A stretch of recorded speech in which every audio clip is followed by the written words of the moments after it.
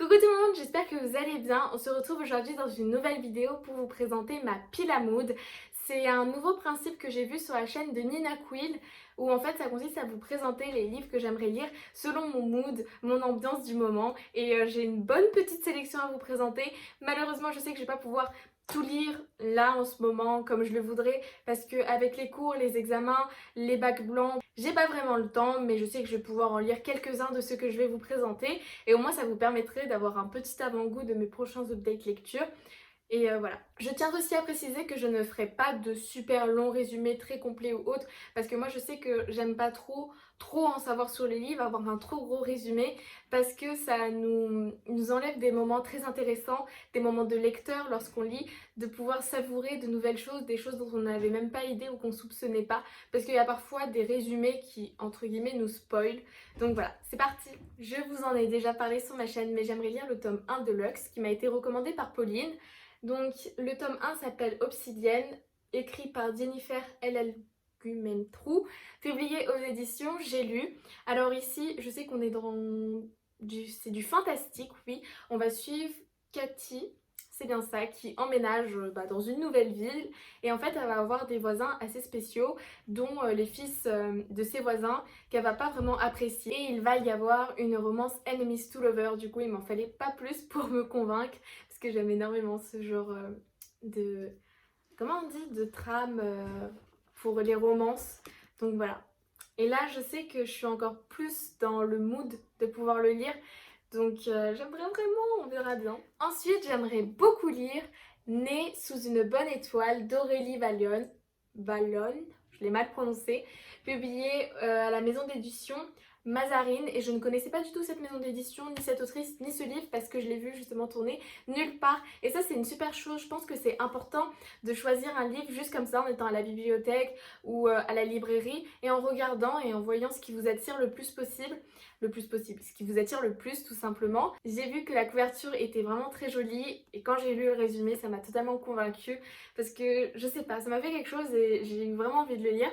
Alors ici on va suivre le jeune Gustave qui est un étudiant assez rêveur, qui est un peu à l'écart de tout le monde, il est au fond de la classe, il est un peu vu comme le cancre, celui qui travaille pas vraiment, qui est flemmard, alors qu'en fait c'est totalement faux parce qu'il travaille énormément, il travaille même beaucoup plus que tous ses camarades et pourtant il n'a pas les résultats attendus. Je pense qu'il doit être aussi comparé à sa sœur parce que dans le résumé on en parle, comme quoi sa sœur comparée à lui c'est la première de la classe, tout se passe bien pour elle, du coup ça doit être vraiment difficile pour ce Gustave et en fait je me retrouve vraiment dans ce petit personnage. Après on verra bien quand je le lirai, mais je sais que je suis quelqu'un qui travaille beaucoup parce que j'ai beaucoup de difficultés, j'ai pas toujours été bonne élève au collège, ce qui a fait que j'ai accumulé beaucoup de retard et des lacunes, parce que du coup quand tu travailles pas et que t'as pas des bonnes bases, c'est plus compliqué pour la suite. Du coup je dois fournir 2 fois plus de travail que les autres avec d'autres petits soucis qui m'empêchent aussi de pouvoir aussi bien m'en sortir comparé aux autres. Ça n'empêche pas que je travaille et que je fais de mon mieux, mais c'est vrai que je travaille plus que par exemple des amis que j'ai ou autres. Quoique maintenant qu'on est en terminale, on travaille tous beaucoup. Donc voilà. Pour revenir dans du fantastique, j'aimerais lire l'intégrale de Narnia. Donc là oui, ça c'est un gros bébé. Au moins, je sais que lui, je vais vraiment le lire parce que je vais faire une lecture commune avec Pauline. Du coup, j'ai hâte. Et je vous en parlerai, je pense, régulièrement sur mon compte Instagram. Donc n'hésitez pas à aller me suivre. Donc ce gros livre, je pense que j'ai pas réellement besoin de vous faire un super résumé. Ça a été écrit par C.S. Lewis, publié chez Gallimard. Et voilà, donc c'est le monde de Narnia, donc c'est l'intégrale avec les 7 tomes. Donc je pense pas réellement faire de résumé. En tout cas, je trouve que la couverture est magnifique. Sinon, si vous connaissez pas, je vous invite à aller regarder les résumés. Moi, je veux pas plus en savoir que ça, je veux pas en savoir grand chose dessus et j'ai vraiment hâte de pouvoir le lire. Pour passer sur les mangas, j'aimerais lire le tome 3 de Perfect World et avancer sur toute cette saga parce que je l'ai vraiment beaucoup aimé. Donc ici c'est un shoujo qui parle du coup, ce qui est écrit derrière, de romance, de société et d'handicap. Ça vient des éditions Akata et ça a été écrit et dessiné par Rie Haruga et franchement j'aime beaucoup trop cette petite romance. J'ai lu les 2 premiers tomes et j'ai beaucoup trop aimé, c'était vraiment de super bonnes lectures. Les dessins sont très agréables, c'est une atmosphère très douce et on apprend aussi beaucoup de choses sur les personnes en mobilité réduite. Et Moi je le trouve vraiment très intéressant ce manga et j'ai vraiment hâte de pouvoir avancer. Et lui par contre je sais que je vais pouvoir le lire, c'est quand même plus facile de lire un manga qu'un roman. Et là c'est vraiment le moment que j'ai envie et surtout que bah avec la Saint-Valentin et tout, je me dis que ça peut se lire. Un genre que je lis pas beaucoup, c'est du développement personnel. Et là, plus que jamais, j'ai vraiment besoin de me remotiver, de retrouver une bonne productivité, ne serait-ce que pour les examens, ne serait-ce que pour ma vie personnelle, de reprendre un bon rythme de sommeil pour me sentir bien.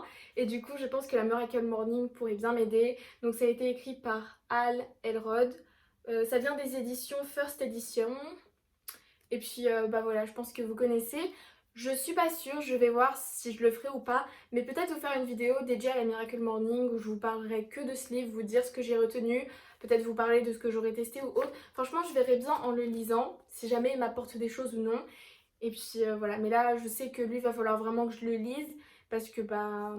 On va essayer de commencer au mieux cette année 2021. Ensuite, si vous avez regardé mon book haul, vous savez que j'aimerais vraiment lire le tome 1 de Anne de Green Gun Bells, écrit par Lucy Maud de Montgomery. Du coup, ce livre-là, je vais vraiment essayer de pouvoir me le lire pendant mes vacances.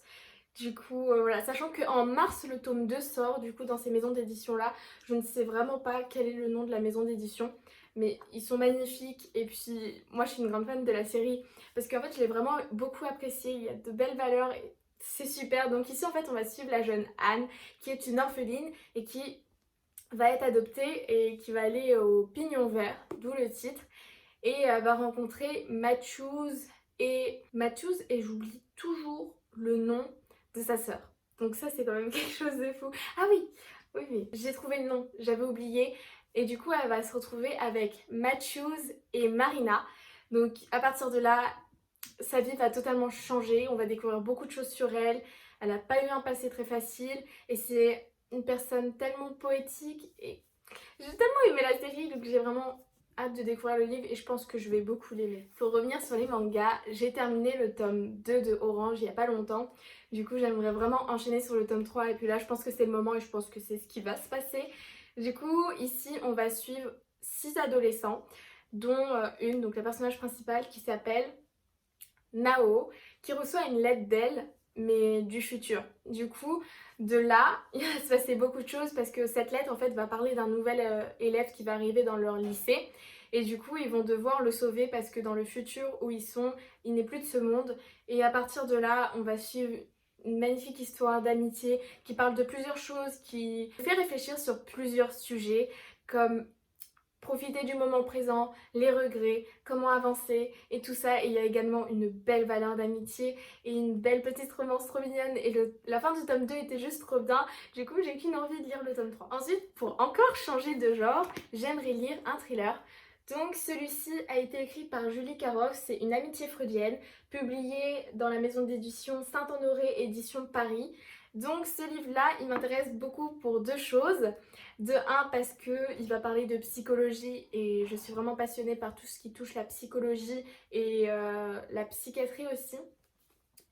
Et en même temps, on va suivre une avocate, donc c'est deux amies qui vont échanger leur vie et il va y avoir un patient de celle qui est psychologue qui va apporter une énigme ou autre. Je veux pas trop en dire parce que bah, du coup je l'ai pas lu. Donc je vous en parlerai quand je l'aurai lu pour vous donner un résumé quand même un peu mieux construit que ce que je viens de dire. Mais je sais que lui j'ai vraiment envie de le lire et en plus de ça je trouve que la couverture est magnifique et que le travail éditorial est bien fait parce que bah, dedans les pages je trouve que l'écriture est quand même assez lisible et c'est vraiment bien. Donc voilà, j'ai envie de tous les lire dès maintenant. Pour finir, j'aimerais lire Solitaire de Alice Oseman. Donc ce livre là j'aimerais vraiment pouvoir le lire. Parce que c'est de l'anglais et il faudrait que je me mette à l'anglais, que je travaille plus cette langue-là parce que c'est vraiment une langue qui est très importante et en plus de ça j'ai vu plein de retours positifs sur ce livre-là donc il m'intéresse beaucoup. Par contre ici je serais incapable de vous faire un résumé qui tienne la route, je me souviens plus du tout du résumé et j'ai pas non plus envie de m'en souvenir. Peut-être qu'avant de le lire je me remettrai dedans pour savoir de quoi ça parle. Je sais que ce livre est sorti en français si je me trompe pas, si jamais vous voulez le lire en français. Il est sorti, il existe, je sais pas dans quelle maison d'édition mais je pense que vous le trouverez facilement en tapant tout simplement Solitaire de Alice Oseman. Et du coup, voilà. J'espère que cette vidéo vous aura plu, qu'il y a quelques livres que je vous ai présentés qui vous intéressent ou que vous ne connaissiez pas et que vous aimeriez découvrir. N'hésitez pas à me dire si jamais vous en avez lu quelques-uns, si vous avez des avis à me donner ou des livres à me conseiller à lire avant d'autres. Ça me fait vraiment plaisir et moi je vous dis à bientôt pour une prochaine vidéo. Bye bye!